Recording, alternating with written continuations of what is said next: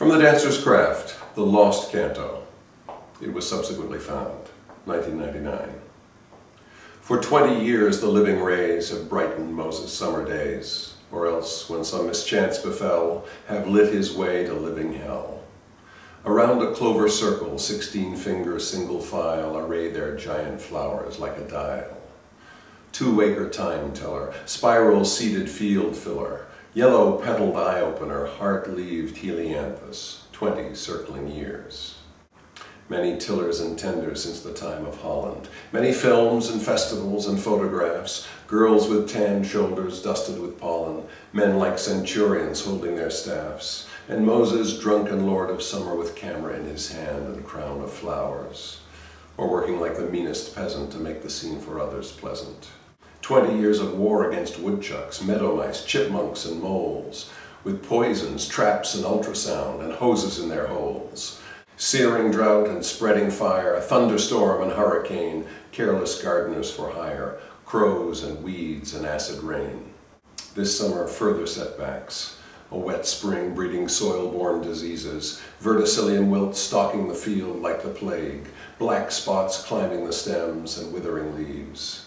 With Moses away in July, a Berliner, while the populous deer of Judea came and cropped every flower for dinner. The dancer returned to a field of death. Scarcely a leaf was left, disaster. Staggering down the blasted rays in shock, beating the ground and shaking his fists at the woman named Laura, company manager, who was to watch over. He collapsed in despair in the clover. When he rose, it was for battle, immediate application of milorganite and deer-repelling ropel, bellowing out his bedroom window at dawn at the grazing deer on the lawn, placid as llamas, roaring out of the house, bursting through the hedge, sudden thundering hooves, tearing his pajamas. He did this every single day until the deer would stay away. And every evening when the light is long and green and softly bright, hydrotherapeutic Moses heals his wounded plants with hoses, stirring every flower's roots to send one final set of shoots, until a bud, a leaf, a stem appear in pairs on all of them. The summer is not over.